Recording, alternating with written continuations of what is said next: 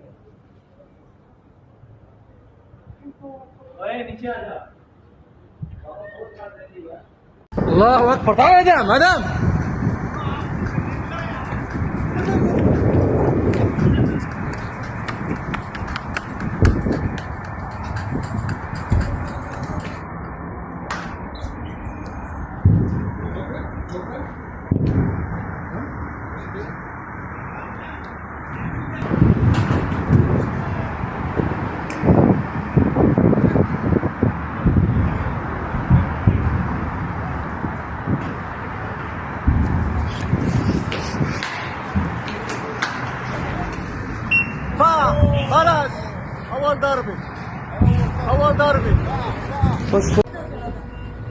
فا بلش أول ضربة أول ضربة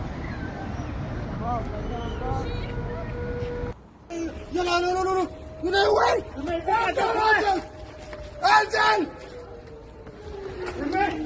انزل كله كله انزل كله انزل كله انزل